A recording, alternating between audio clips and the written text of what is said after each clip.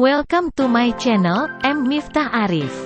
Jangan lupa di like, comment, share and subscribe.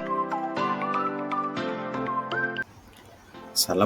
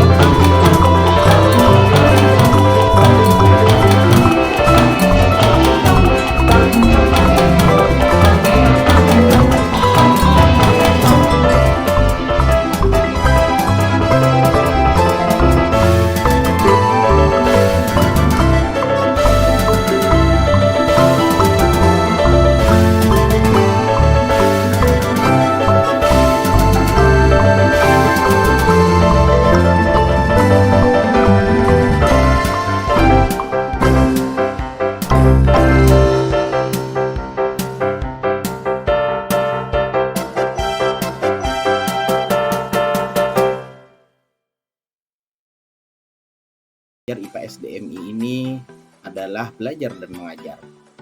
Sebelum itu, atau sebelum kita membahas lebih jauh terkait apa itu konsep belajar dan mengajar IPA SDMI, pada dasarnya pendidikan sains di tingkat sekolah dasar SD atau madrasah ibtidaiyah memiliki peran penting dalam membentuk dasar pemahaman anak-anak terhadap dunia yang mengelilingi mereka. Proses belajar dan mengajar ilmu pengetahuan alam atau IPA pada tahap ini bukan hanya sekedar mentransfer informasi, tetapi siswa juga akan dibentuk pola pikir secara ilmiah serta rasa ingin tahu yang mendalam. Konsep dasar belajar dan mengajar IPA atau SDMI menjadi salah satu elemen kunci dalam memastikan bahwa anak-anak memperoleh dasar yang kuat dalam pemahaman konsep-konsep ilmiah tersebut. Nah, pada pembahasan ini akan menjelaskan secara komprehensif mengenai konsep dasar dan belajar, serta mengajar, tentu tetap mata pelajaran IPA di tingkat SDMI. Nah, dari konsep belajar yang berorientasi terkait hakikat belajar IPA, nanti akan kita bahas di sini. Terus ada ciri belajar IPA, selanjutnya teori-teori belajar IPA, hasil belajar IPA, SD atau MI, dan yang terakhir ranah yang ingin dicapai pada hasil belajar IPA di SD atau MI. Nah, pada pembahasan kali ini konsep dasar mengajar IPA SDMI yaitu pertama yaitu pemahaman tentang pemahaman konsep dasar belajar yang sangat urgen, yang tak terbantahkan lagi dalam konteks pendidikan, harus efektif dan berkelanjutan. Artinya, pada pembelajaran IPA ini untuk mengarahkan atau menjadikan mahasiswa atau menjadikan siswa paham itu tentunya nanti akan berkelanjutan dengan cara kita harus bisa bagaimana teori-teori belajar itu dan mengajar itu yang baik agar pembelajaran IPA nantinya kalian sebagai calon guru atau bahkan nantinya sudah jadi guru akan paham bagaimana cara melaksanakan proses pembelajaran tersebut. Ada beberapa penelitian jurnal yang dipublish menyebutkan bahwa masih ditemukannya kurang pemahaman pendidik.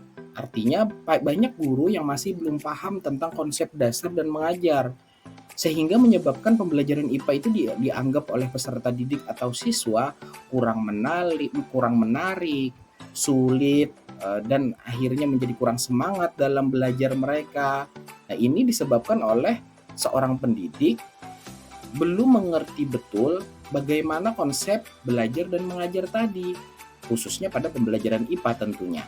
Nah, proses pembelajaran IPA pun di dalam kelas sering fokus pada menghafal informasi yang mengharuskan otak anak untuk menimbun informasi tanpa memahaminya atau menghubungkannya dengan kehidupan sehari-hari itu sangat sangat minim masih. Seperti contoh misalnya, guru banyak misal pada materi peredaran matahari. Guru banyak menggunakan metode-metode strategi-strategi yang bisa kita golongkan adalah masih klasik. Dengan hanya ceramah, siswa disuruh membaca buku ajar atau buku yang mereka punya. Bagaimana cara memahaminya? Padahal pada pembelajaran IPA khususnya pada anak usia SD dan MI ini bisa kita poles dengan metode dan strategi yang mereka menganggapnya itu mudah dan akhirnya menarik, sehingga semangat mereka untuk belajar, kecintaan mereka untuk belajar IPA itu tumbuh atau muncul nantinya dengan beberapa metode dan strategi yang diterapkan oleh guru tersebut. Kita kembali lagi seperti contoh yang Bapak sampaikan tadi, bagaimana mengelolanya. Misalnya materi adalah peredaran bumi, itu sangat mudah. Misal ada satu orang dari siswa berjumlah misalnya 20 orang, satu orang itu berdiri di tengah-tengah, kita mainnya di lapangan, jangan di dalam kelas, terus teman-temannya disuruh mengelilingi satu orang tadi, kita anggap satu orang itu adalah matahari, maka mereka berkeliling memutari satu orang tadi yang dianggap matahari. Bumi, di mana posisi bumi, di mana posisi planet-planet lainnya, maka mengelilingi. Itu adalah simulasi sederhana terkait peredaran bumi yang berputar pada porosnya. Nah, ini adalah salah satu contoh yang sangat sederhana yang bisa diterapkan oleh guru dengan tema misalnya pada bumi beredar pada porosnya yang mengelilingi matahari. Ini adalah salah satu contoh sederhana. Dapat dipastikan sangat efektif dan efisien dan mudah dipahami oleh siswa dengan belajar sambil bermain tadi. Bukan pada di dalam kelas guru menerangkan teori bahwa bumi berputar pada porosnya, poros itu adalah bla bla bla. Ini akan lebih menekankan kepada kognitif siswa. Nah, tapi kalau semua ada strategi dalam belajarnya, ada metode dalam mengajarnya, sehingga interaksi antara siswa dan guru ini menjadi aktif. Siswa akan memecahkan masalah-masalah yang jadi pertanyaan. Nah, guru tidak hanya berbicara saja, tidak hanya menyampaikan teori saja, tapi siswa bisa mempraktekannya. Nah, tapi kesadaran guru terhadap pembelajaran IPA itu banyak belum sampai ke sana.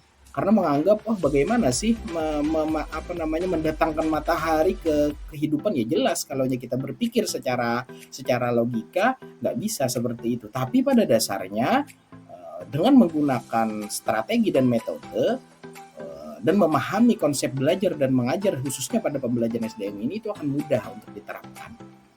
Nah, permasalahan-permasalahan tersebut pada dasarnya memberikan gambaran sederhana terkait pentingnya seorang pendidik, khususnya pada pembelajaran IPA.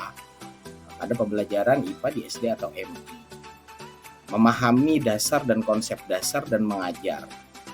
Dengan pemahaman yang baik dari pendidik, akan menjadikan pembelajaran IPA menjadi sebuah diskusi yang menarik.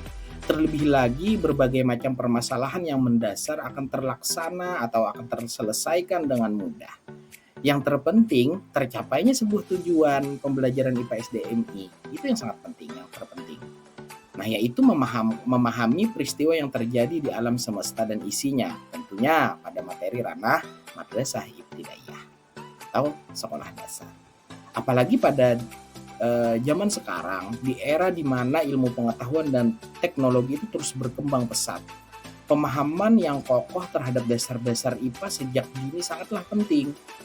Anak-anak atau peserta didik perlu diajak untuk memahami alam sekitar mereka dengan cara yang terstruktur dan menyenangkan, sehingga mereka akan tumbuh menjadi individu yang kritis, analitis, dan memiliki wawasan luas terhadap dunia ilmiah.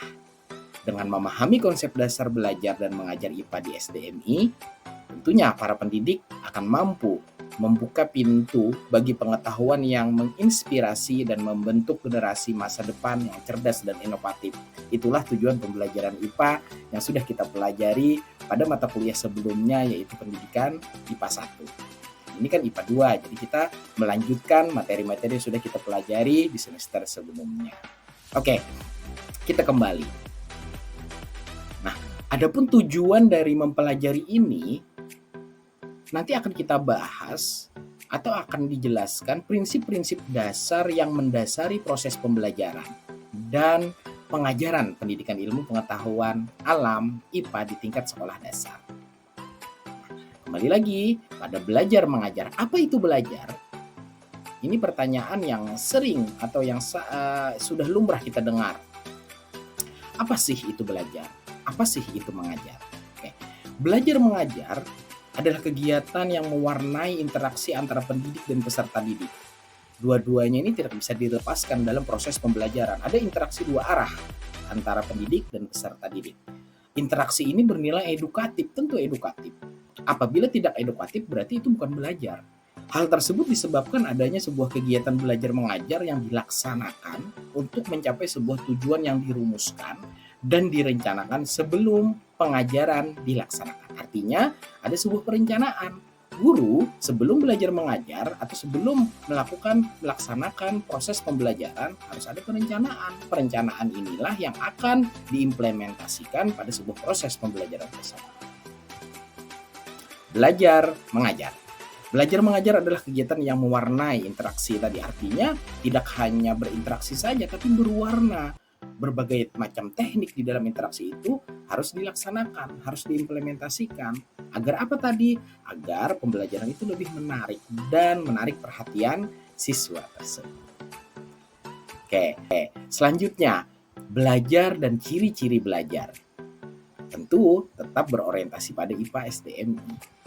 Belajar didefinisikan sebuah proses melihat, mengamati, dan memahami materi atau pembelajaran yang disampaikan oleh seorang guru. Beberapa teori yang sederhana mengatakan bahwa belajar itu adalah proses di mana ada kesadaran. Artinya bila siswa sadar atau kita sadar itu dikatakan belajar. Tapi kalau tidak sadar, misal kita bermimpi dan di dalam mimpi itu ada sebuah petunjuk dan itu menjadikan yang asalnya kita tidak tahu menjadi tahu, apakah itu bisa disebut belajar? Di dalam teori, hal tersebut tidak digolongkan belajar karena dia tidak sadar. Nah, ulangi, didefinisikan sebagai proses melihat tentu sadar, mengamati, jadi ada pengamatan di sana, dan memahami materi. Ini dikhususkan pada pembelajaran IPA karena IPA tidak bisa tanpa melihat dan tanpa mengamati. Di dalam pembelajaran IPA pada materi-materi kelas 1, kelas 2, kelas 3, kelas 4, kelas 5, dan sampai kelas 6, di sana terus pada materi IPA itu harus ada pengamatan yang jeli, menganalisis, percobaan. Makanya metode-metode yang cocok pada pembelajaran IPA ini tidak semua metode cocok, dan itu pun berlaku ke berbagai macam mata pelajaran, apalagi IPA. Jadi sebelum kita menginginkan siswa menjadi pandai, cerdas pada pembelajaran IPA, tentunya guru juga harus begitu. Harus paham strategi, harus paham konsep-konsepnya. Oke. Belajar IPA berarti adalah sebuah kegiatan yang terstruktur pada proses pembelajaran yang dirangkai oleh guru sebagai pemberi pemahaman terkait pembelajaran IPA yang menyebabkan perubahan tingkah laku sebagai hasil dari pengalaman interaksi dengan lingkungan yang berorientasi pada ranah kognitif, afektif, psikomotor siswa. Nanti akan kita bahas. Di sini artinya pembelajaran IPA ini menekankan ke semuanya, ke semua ranah. Kognitif, apa itu kognitif? Pengetahuan. Afektif dan psikomotor ini sudah kita bahas atau kita singgung pada pertemuan-pertemuan sebelumnya. Kita lanjutkan. Pada dasarnya, kegiatan belajar mengajar tadi merupakan gambaran sebuah kondisi yang disengaja diciptakan oleh pendidik atau guru. Dengan demikian, bila dikaitkan dengan proses belajar mengajar, pada pembelajaran IPA di SDMI, maka berarti guru IPA SDM itu bertugas membuat sebuah interaksi kepada peserta didik sebagai penimba ilmu terkait IPA. Semua komponen pengajaran dirancang sedemikian rupa agar proses pembelajaran menjadi optimal. Guru mencapai tujuan dari pengajaran yang sudah ditetapkan terkait pembelajaran IPA SDMI. Sekarang, belajar. Apa sih belajar? Banyak definisi belajar menurut para ahli. Belajar didefinisikan sebagai proses melihat tadi, mengamati dan memahami materi atau pembelajaran yang disampaikan oleh seorang guru. Ditegaskan dalam buku Conditioning of Learning bahwa belajar itu sebagai proses untuk merubah kemampuan seseorang dari satu masa atau lebih, dan perubahan ini tidak hanya disebabkan oleh proses pertumbuhan, perubahan, belajar. Jadi ada proses-proses selain pertumbuhan. Ada perkembangan, itu tidak akan kita bahas dengan detail di sini. Oke. Selanjutnya, dikutip pendapat Charles Gloway bahwa belajar adalah sebuah perubahan yang relatif tetap dalam hal perilaku sebagai akibat dari kegiatan-kegiatan yang mendapatkan penguatan dari proses yang terjadi dalam belajar tersebut. Di mana ini kita dapatkan ini di dalam buku Psychology of Learning and Teaching. Nah, di sini menerangkan bahwa belajar itu sebuah perubahan yang relatif dalam hal perilaku. Artinya apa? Kembali lagi, tidak hanya kognitif, perilaku pun juga. Apabila hanya kognitif aja perilaku tidak berubah, apakah itu bisa dikatakan belajar? Mungkin bisa. Tetapi yang lebih sempurna, yang lebih baik, yang lebih bagus, apalagi pada pembelajaran IPA di SDMI, dia meliput semua. Dari hasil belajar, sehingga mereka pengetahuannya yang asalnya tidak tahu menjadi tahu, dan sikapnya pun berubah. Seperti apa contohnya? Contohnya sangat sederhana. Dia belajar tentang lingkungan sekitar, menjaga lingkungan yang sehat, menjadikan kita sehat. Akhirnya setelah dia tahu apabila lingkungan tidak dijaga menyebabkan misalnya banyak penyakit, banyak sumber-sumber penyakit dan akan menyebabkan banjir. Sikapnya bagaimana? Sikapnya mereka menjaga lingkungannya, kebersihannya dijaga. Nah, ini salah satu contoh sederhana saja. Dengan demikian berarti belajar IPA ini adalah kegiatan yang terstruktur tadi pada prosesnya, artinya terstruktur, rapi dia. Oke, dapat dikatakan belajar IPA ini berarti merupakan sebuah usaha secara sadar yang dilakukan oleh siswa atau peserta didik dan direncanakan oleh guru sebagai tenaga pendidik.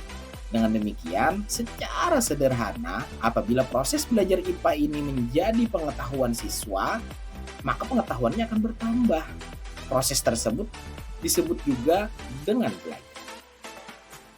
Ada beberapa perubahan-perubahan yang terjadi dalam proses belajar IPA yang dapat diklasifikasikan menjadi sebuah ciri-ciri belajar.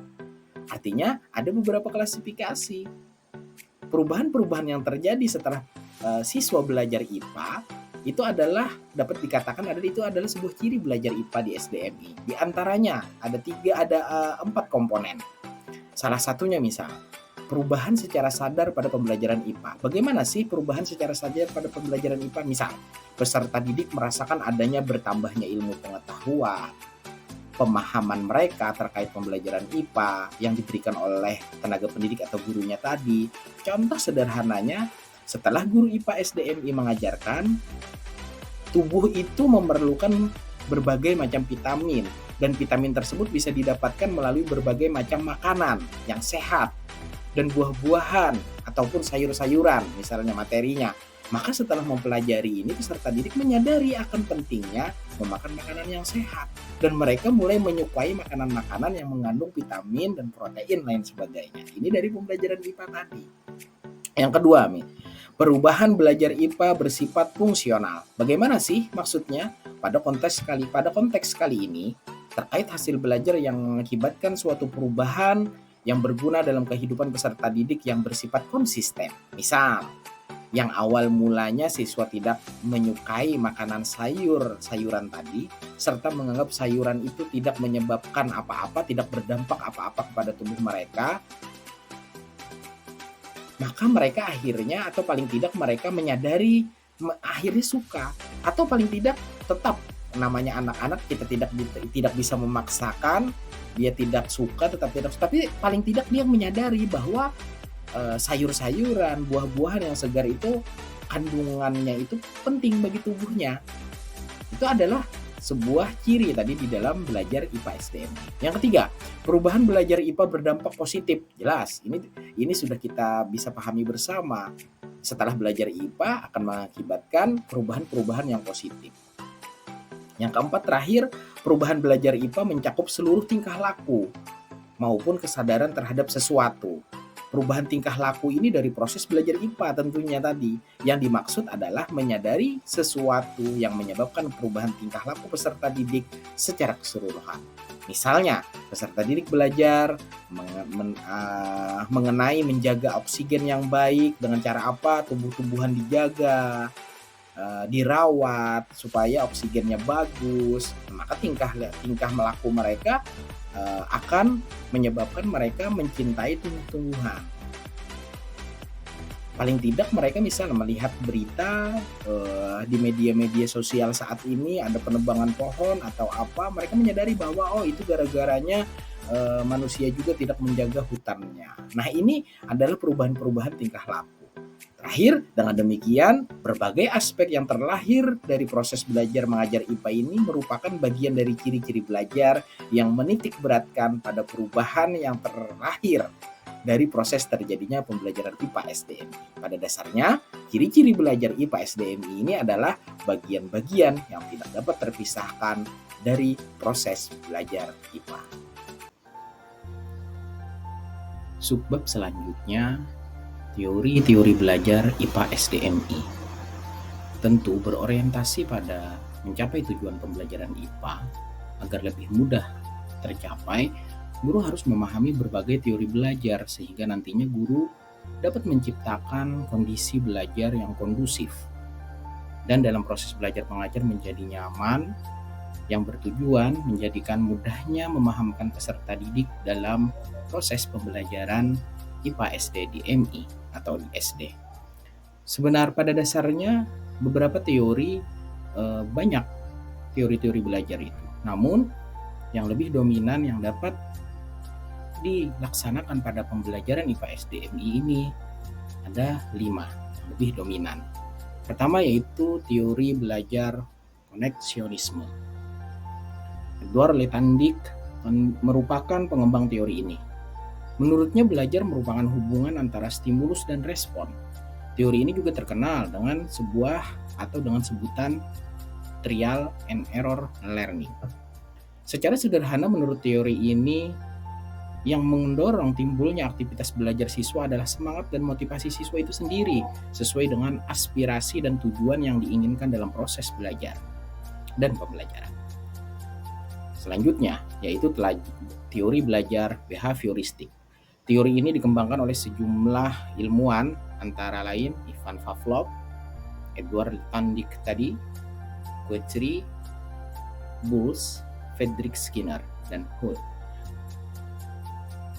Menurut teori ini, belajar dipahami sebagai perilaku ketika seorang belajar, responnya bisa benar dan atau sebaliknya. Belajar diartikan sebagai proses menjalin hubungan antara stimulus dan respon. Belajar merupakan proses pembentukan kebiasaan atau bisa disebut juga belajar itu adalah habit. Teori ini lebih memfokuskan pada perubahan tingkah laku peserta didik dengan adanya sebuah stimulus dan respon tadi. Oke, selanjutnya teori belajar kognitivistik. Terkait dengan teori kognitivistik ini, pembentukan pengetahuan dan perkembangan kognitif terbentuk melalui internalisasi dan penguasaan proses sosial. Teori belajar ini memegang peran penting dalam praktek belajar. Teori ini dikembangkan oleh Piaget. Menurut teori ini, belajar adalah suatu proses mental, bukan sekedar peristiwa mekanis yang tampak dalam bentuk tingkah laku. Tingkah laku seorang individu bukan sekedar respon terhadap apa yang ada, tetapi lebih penting disebabkan oleh impuls-impuls mental yang diatur oleh otak itu sendiri. Selanjutnya yaitu teori belajar humanistik. Teori humanistik berasumsi bahwa teori belajar apapun baik dan dapat dimanfaatkan, asal tujuannya untuk memanusiakan manusia, yaitu pencapaian aktualisasi diri, pemahaman diri, serta realisasi diri orang belajar secara optimal. Ini kurang lebih pemahaman secara sederhananya. Yang terakhir yaitu teori belajar Cox, teori belajar konstruktivistik. Konstruktivisme adalah teori yang menegaskan bahwa pengetahuan adalah hasil dari konstruksi aktivis atau aktivitas atau tindakan seseorang. Konstruktivis menekankan siswa untuk melakukan belajar mandiri atas dasar pengalaman indrawi mereka untuk memperoleh pengetahuan yang bermakna bagi siswa. Belajar tadi yang sudah kita jelaskan sebelumnya adalah proses dua arah antara individu ke individu ke kelompok, dan kelompok ke kelompok. Oleh karena itu, belajar dapat berasal dari diri sendiri atau dari keterlibatan orang lain yang dapat digunakan sebagai siswa untuk menilai atau meningkatkan pemahaman atau pengetahuan siswa. Dengan kata lain, implikasi teori ini dalam pembelajaran antara lain peserta didik dapat belajar dengan cara mengamati dan memberikan pengalaman kepada siswa lainnya, mengkonstruksi pengetahuan bagi siswa, pembelajaran lebih didasarkan pada masalah sehari-hari, pemecahan masalah dapat dilakukan melalui pemikiran individu siswa, dan lebih disukai akan datang dari bertukar pikiran dengan orang lain. Ini merupakan bagian dari teori-teori belajar IPA SDMI. Pembahasan selanjutnya terkait hasil belajar. Belajar dikategorikan sebuah aktivitas yang dilakukan secara sadar sebagai sebuah usaha mendapatkan sesuatu yang baru, baik dari sebuah pelatihan atau pengalaman yang telah dilakukan oleh peserta didik, sehingga pada diri individu mendapatkan suatu perubahan dalam diri ataupun mendapatkan ilmu pengetahuan yang bermula tidak tahu menjadi tahu sebab aktivitas belajar yang telah dilaksanakan dan dijalankan oleh seorang tenaga pendidik. Aktivitas belajar dapat dibagi beberapa kategori sederhana. Di antaranya yang bisa kita lihat pada gambar berikut terkait aktivitas belajar, yaitu ada membaca, selanjutnya menulis, mengamati dan mendengarkan, mencoba sesuatu, dan yang terakhir mengikuti arahan. Inilah yang biasanya pada proses pembelajaran IPA SDM. Pada dasarnya tentu aktivitas belajar sangat banyak, tapi yang lebih dominan yang dilaksanakan pada pelajaran IPA di SDMI adalah ini yang sudah kita sebutkan tadi. Secara sederhana dapat disimpulkan bahwa hasil belajar peserta didik ini akan dijadikan oleh seorang guru sebagai sebuah ukuran atau kriteria dalam mencapai tujuan pembelajaran dengan indikator peserta didik paham akan materi yang diajarkan sehingga nantinya guru dapat melanjutkan ke materi selanjutnya. Inilah terkait hasil belajar tadi. Pada dasarnya hasil belajar bisa dihubungkan dengan prestasi belajar. Prestasi adalah hasil yang dicapai dengan usaha. Sesuatu yang dicapai tidak dengan usaha dapat dikatakan bukanlah suatu prestasi. Prestasi adalah kemampuan, keterampilan, dan sikap seseorang dalam menyelesaikan sesuatu hal. Prestasi belajar adalah suatu hasil yang dicapai oleh peserta didik atau seseorang secara sadar dan tentu disengaja, sesuai yang sudah kita sampaikan sebelumnya. Dengan kegiatan, yaitu sebuah proses belajar. Berhasilan akademik adalah hasil dari kinerja kegiatan belajar, yaitu sejauh mana siswa telah menguasai mata pelajaran yang sudah diajarkan, yang diikutinya dengan munculnya rasa puas karena telah melakukan sesuatu dengan baik. Inilah bagian dari hasil belajar secara sederhana. Pembahasan selanjutnya yaitu ranah yang dicapai pada hasil belajar IPA SDMI. Ranah yang dicapai pada hasil belajar IPA SDMI ini sebenarnya atau pada dasarnya sudah sangat jelas dan banyak dibahas pada konten pendidikan. Karena 3 ranah ini adalah sebagai ciri dari hasil belajar tersebut, salah satu cirinya. Nah, ranah capaian dalam proses belajar dan pembelajaran tentu sudah sering dibicarakan pada pembahasan tentang tujuan dari pendidikan yang mana mempunyai 3 indikator, yaitu seperti bisa kita lihat pada gambar, ada kognitif, afektif, dan psikomotorik. 3 indikator ranah yang disebutkan pada gambar yang bisa dilihat pada video kali ini pada dasarnya menjadi sebuah objek dalam penilaian hasil belajar IPA SDMI juga. Menurut Bloom, dari 3 ranah antara aspek kognitif, afektif, dan psikomotor ini atau dikenal dengan sebutan taksonomi Bloom. Terkait dengan aspek afektif, kognitif, dan psikomotorik merupakan sasaran pendidikan yang dikembangkan tentunya oleh tenaga pendidik atau guru dalam proses pembelajaran. Ketiga aspek ini merupakan tujuan pendidikan yang harus dicapai setelah menempuh proses pendidikan. Pertama, aspek afektif yaitu sikap siswa. Yang kedua, aspek kognitif yaitu ilmu pengetahuan atau kecerdasan siswa. Yang terakhir, ketiga, aspek psikomotorik yaitu keterampilan yang diperbuat atau yang dilaksanakan atau yang dikerjakan oleh siswa itu sendiri dari pembelajaran tadi. Secara singkat, aspek kognitif adalah hasil belajar yang berorientasi pada kemampuan otak menerima, mengolah, menggunakan informasi atau dikenal dengan sebutan intellectual skill. Dalam hal ini, ranah meliputi kemampuan berpikir, menganalisis, sintesis, dan evaluasi. Ini kurang lebih gambaran secara umum terkait ranah kognitif. Selanjutnya ada aspek afektif. Afektif memiliki aspek kemampuan menerima, merespon, dan kemampuan menilai. Tingkatan-tingkatan afektif dapat diklasifikasikan menurut David dan kawan-kawan. Aspek afektif ini bisa dikatakan yaitu menerima, merespon, menghargai, mengatur, dan karakteristik berdasarkan suatu nilai. Kurang lebih, afektif adalah aspek yang berkaitan dengan sikap dan nilai atau value. Sikap adalah salah satu istilah di bidang psikologi yang berhubungan dengan persepsi dan tingkah laku. Yang terakhir, aspek psikomotorik. Psikomotorik merupakan proses pengetahuan yang banyak didasarkan dari pengembangan proses mental melalui aspek-aspek otot dan membentuk keterampilan pada akhirnya. Dalam pengembangannya, pendidikan psikomotorik di samping proses penggerakan otot juga telah berkembang dengan pengetahuan yang berkaitan dengan keterampilan hidup. Kurang lebih seperti itu.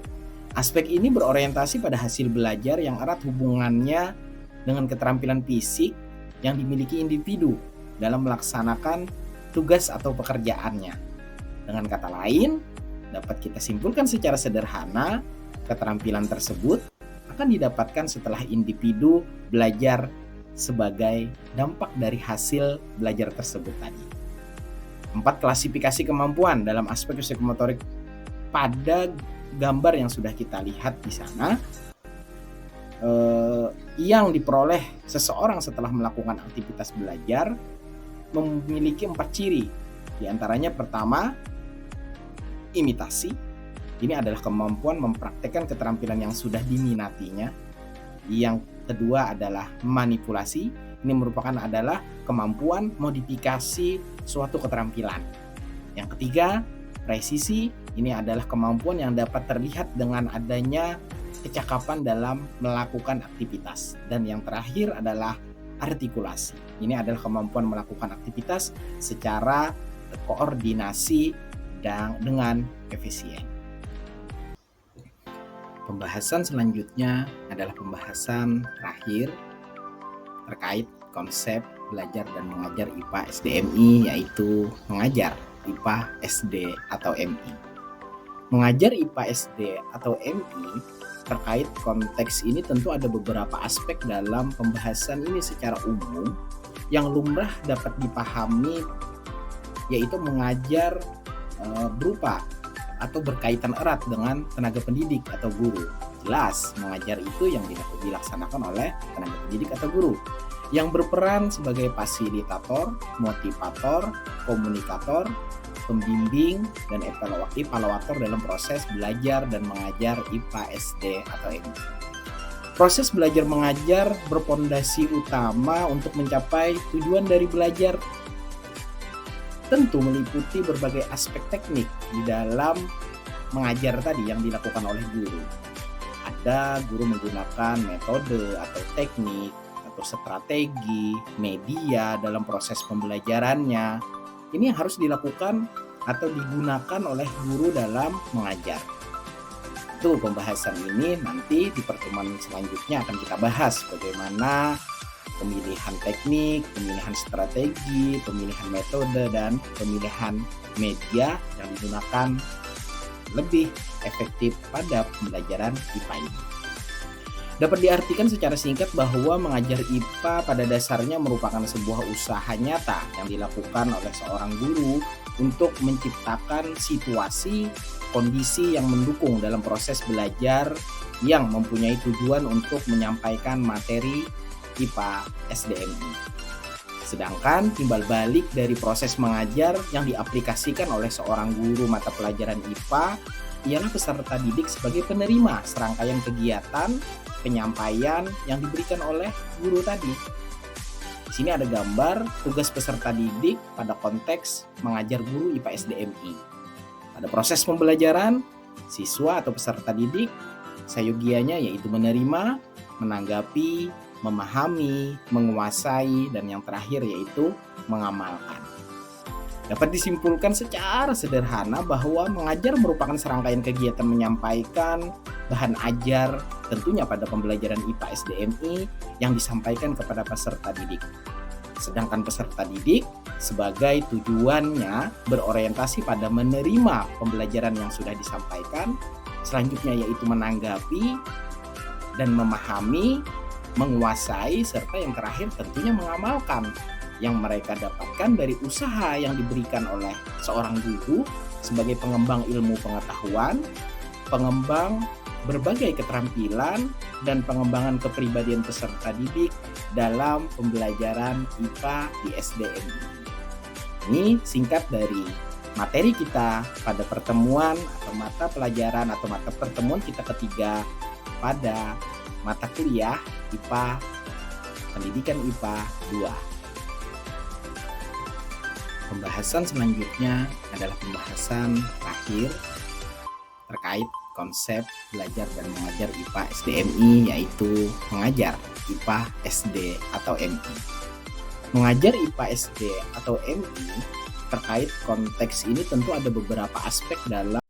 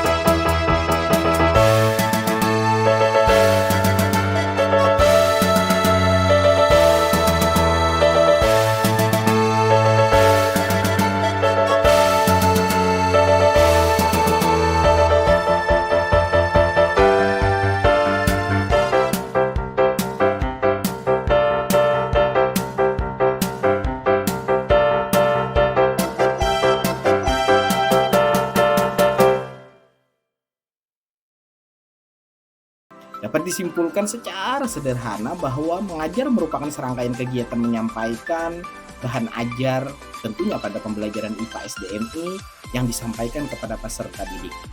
Sedangkan peserta didik sebagai tujuannya berorientasi pada menerima pembelajaran yang sudah disampaikan, selanjutnya yaitu menanggapi dan memahami, menguasai, serta yang terakhir tentunya mengamalkan yang mereka dapatkan dari usaha yang diberikan oleh seorang guru sebagai pengembang ilmu pengetahuan, pengembang berbagai keterampilan, dan pengembangan kepribadian peserta didik dalam pembelajaran IPA di SDMI. Ini singkat dari materi kita pada pertemuan atau mata pelajaran atau mata pertemuan kita ketiga pada mata kuliah IPA, Pendidikan IPA 2. Pembahasan selanjutnya adalah pembahasan terakhir terkait konsep belajar dan mengajar IPA SDMI, yaitu mengajar IPA SD atau MI. Mengajar IPA SD atau MI terkait konteks ini tentu ada beberapa aspek dalam pembahasan ini secara umum yang lumrah dapat dipahami, yaitu mengajar berupa atau berkaitan erat dengan tenaga pendidik atau guru. Jelas, mengajar itu yang dilaksanakan oleh tenaga pendidik atau guru yang berperan sebagai fasilitator, motivator, komunikator, pembimbing, dan evaluator dalam proses belajar dan mengajar IPA SD atau MI. Proses belajar mengajar berpondasi utama untuk mencapai tujuan dari belajar tentu meliputi berbagai aspek teknik di dalam mengajar tadi yang dilakukan oleh guru. Ada guru menggunakan metode atau teknik atau strategi, media dalam proses pembelajarannya. Ini yang harus dilakukan atau digunakan oleh guru dalam mengajar. Itu pembahasan ini nanti di pertemuan selanjutnya akan kita bahas bagaimana pemilihan teknik, pemilihan strategi, pemilihan metode, dan pemilihan media yang digunakan lebih efektif pada pembelajaran IPA ini. Dapat diartikan secara singkat bahwa mengajar IPA pada dasarnya merupakan sebuah usaha nyata yang dilakukan oleh seorang guru untuk menciptakan situasi, kondisi yang mendukung dalam proses belajar yang mempunyai tujuan untuk menyampaikan materi IPA SDMI. Sedangkan timbal balik dari proses mengajar yang diaplikasikan oleh seorang guru mata pelajaran IPA ialah peserta didik sebagai penerima serangkaian kegiatan penyampaian yang diberikan oleh guru tadi. Di sini ada gambar tugas peserta didik pada konteks mengajar guru IPA SDMI. Pada proses pembelajaran, siswa atau peserta didik sayogianya yaitu menerima, menanggapi, memahami, menguasai, dan yang terakhir yaitu mengamalkan.